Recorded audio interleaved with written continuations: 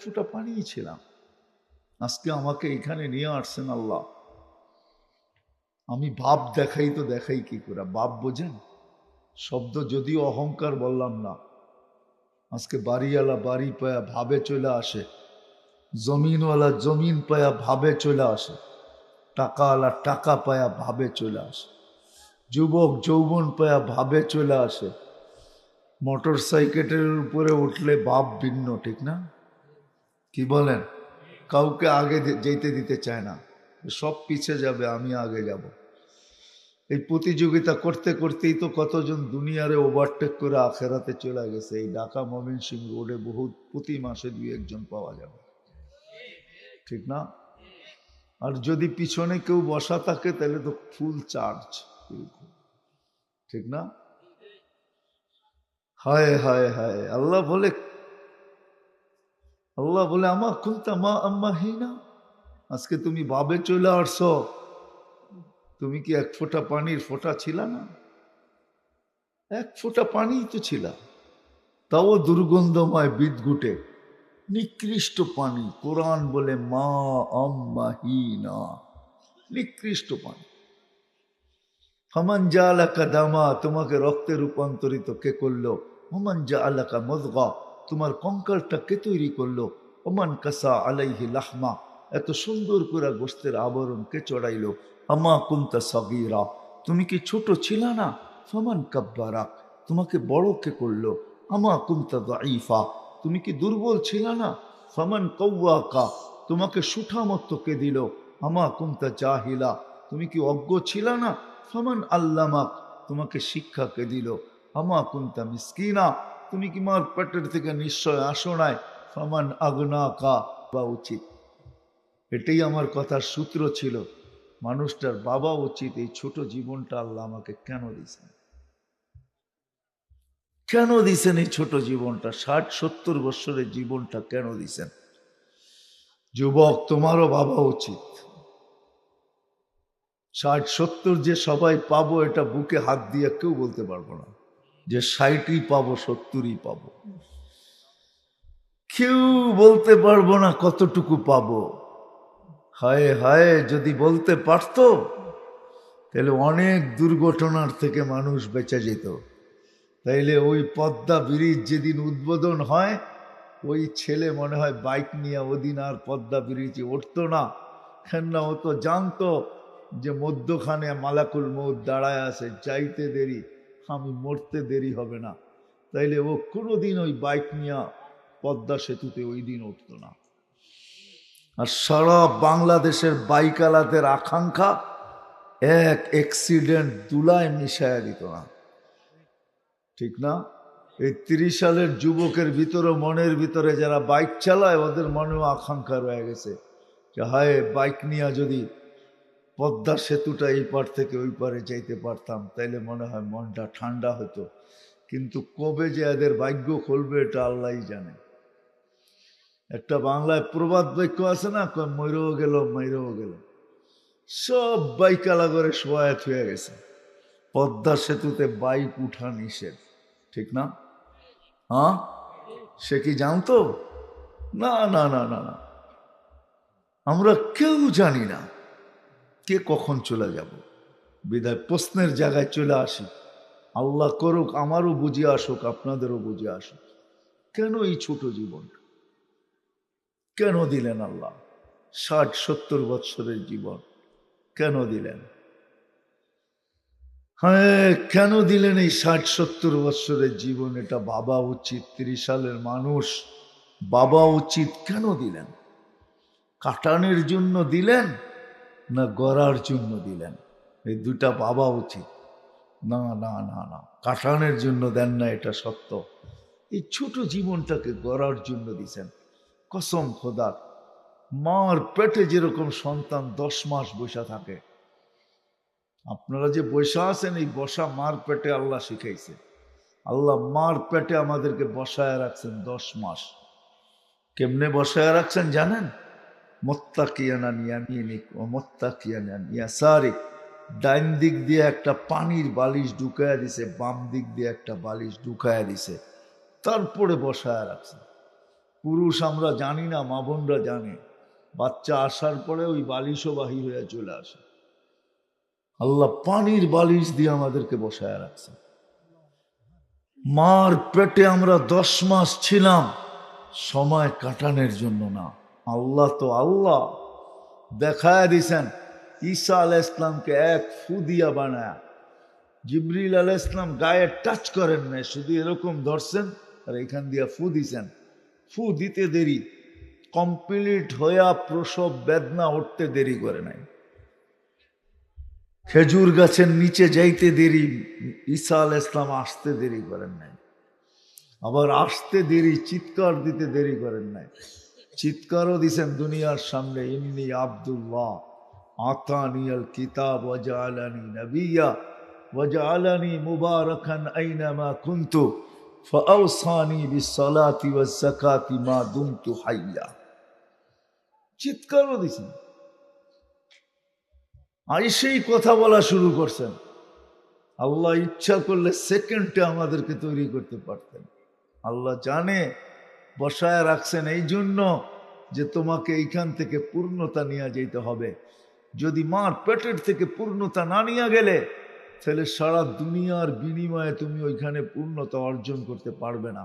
আজকে যাদের ঘরে প্রতিবন্ধী সন্তান আছে, আছে বহুত, কোটি কোটি টাকার মালিক আছে, শত কোটি কেন হাজার কোটি টাকার মালিক আছে, সন্তান ঘরে প্রতিবন্ধী, ওই টাকা দিয়েও প্রতিবন্ধী দূর করার ক্ষমতা নাই কারো।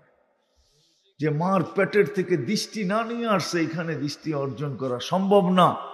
যে মার পেটের থেকে শ্রবণ শক্তি নিয়ে আসে না এখানে অর্জন করা সম্ভব না। তদ্রূপ এই ছোট জীবনটা কাটানোর জন্য না। ভালো মতে বোঝেন, লম্বা আমি বেশিক্ষণ করব না। রাস্তা বাঁচতে চলছে 12:30, সারা রাত্র ওয়াজ শুনবেন আর ফজর নামাজ পড়বেন না, এরকম ওয়াজ সারা জীবন শুনলেও কোনো লাভ হবে না।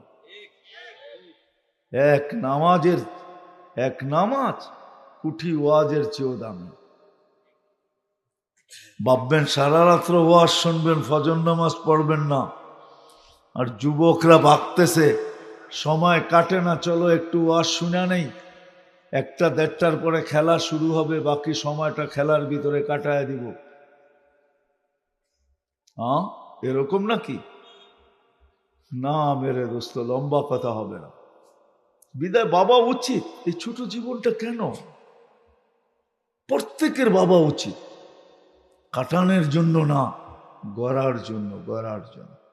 যে গড়া যাবে এই ছোট জীবনটা, সে আল্লাহর কাছে পরিচয় পাবে, পরিচিতি পাবে, ইজ্জত পাবে, সম্মান পাবে, দাম পাবে, জায়গা পাবে, এমনকি আল্লাহর সেলুট পর্যন্ত পাবে। সেলুট করব এই জন্য দেন নাই, মা বোনদেরকে এই জন্য দেন নাই, পাকানা সাজনা সাজানা খানা সোনা এই জন্য না যে পাকাবে, খাবে, খাওয়াবে, সাজবে, সাজাবে আর ঘুমাবে, এই জন্য ছোট জীবন দেন নাই, করার জন্য দিছে।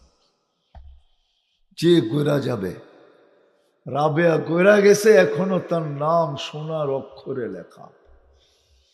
রাবেয়া কৃতদাসী ছিল, বেশি সুন্দরী ছিল না, আফ্রিকার মহিলা ছিল, ইথিওপিয়ার মহিলা। আমি শুনা না 6 বার দেখা বলতেছি, আমি 6 বার ইথিওপিয়া গেছি, রাবেয়ার বাড়িও আমি 6 বার দেখছি।